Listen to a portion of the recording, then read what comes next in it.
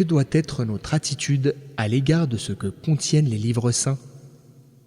Le musulman croit que la Torah révélée à Moussa, Moïse, sur lui la paix, et l'évangile donné à Isa, Jésus, sur lui la paix, viennent véritablement d'Allah. Ils contiennent des prescriptions, des exhortations et des vérités qui constituent une bonne direction et sont une lumière pour les hommes dans leur quotidien, tout au long de leur vie et dans l'au-delà. Mais Allah nous informe dans le Coran que les gens du livre, c'est-à-dire les juifs et les chrétiens, ont altéré leur livre en y ajoutant des choses et en retranchant certaines, et que donc ils ne sont plus dans l'état où ils étaient quand ils furent révélés par Allah. Par conséquent, la Torah présente aujourd'hui n'est pas la Torah donnée à Moussa, car les Juifs ont modifié et changé des choses. Ils se sont permis d'y toucher pour détourner de nombreuses prescriptions religieuses.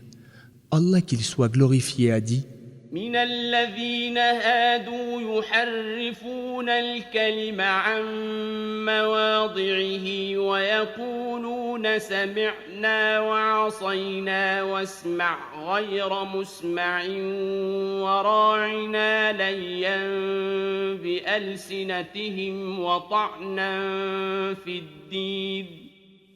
Il est une partie des Juifs dont l'habitude est d'altérer les mots en les changeant complètement ou en les détournant de leur sens. Verset 46 de la sourate Les Femmes.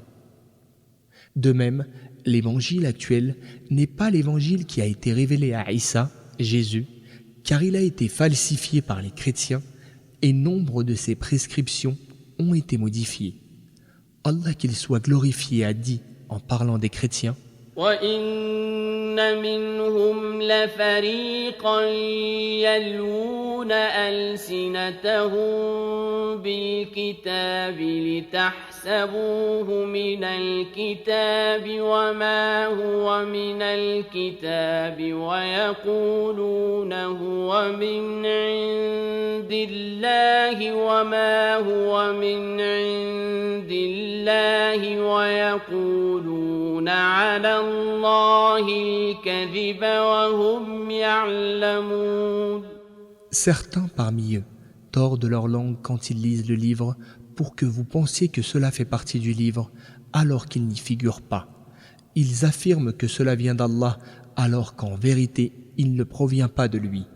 Ils profèrent des mensonges au sujet d'Allah alors qu'ils savent pertinemment que c'est faux. Verset 78 de la sourate La famille d'Imran.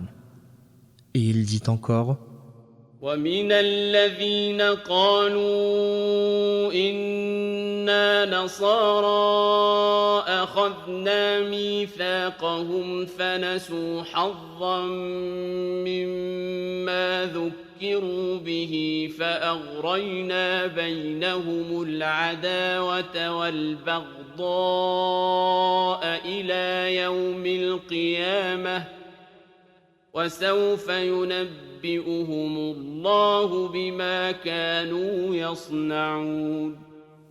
Nous avons reçu l'engagement solennel de la part de ceux qui se disaient chrétiens, mais ils oublièrent et négligèrent une partie de ce qui leur a été rappelé. Nous avons alors suscité entre eux hostilité et haine jusqu'au jour de la résurrection. Allah leur rappellera ce jour-là ce qu'ils commettaient. 14e verset de la sourate La table servie. Le musulman reconnaît que la Torah et l'Évangile ont été révélés par Allah, mais qu'ils ont été touchés par nombre de détournements et de modifications. Nous ne croyons à ce qui s'y trouve que si cela concorde avec le Coran et la Sunna. C'est la raison pour laquelle nous remarquons que ce que l'on appelle Sainte Bible, détenue aujourd'hui par les gens du livre et comprenant la Torah, c'est-à-dire le Pentateuque, et l'Évangile, c'est-à-dire le Nouveau Testament, renferme beaucoup de fausses croyances, d'informations erronées et de récits imaginaires. Nous ne croyons aux affirmations contenues dans ces livres que si elles sont confiées par le noble Coran ou par la Sunna authentique. Nous renions celles qui sont réfutées par le Coran ou la Sunna, et enfin, nous ne prenons pas position pour le reste, c'est-à-dire que nous ne disons pas que c'est faux, ni ne disons que c'est vrai. Malgré tout, le musulman agit envers ces livres avec respect, s'interdisant de les profaner ou de les souiller, car ils peuvent encore récéler en leur sein quelques bribes ou fragments de paroles divines non altérées par la main de l'homme.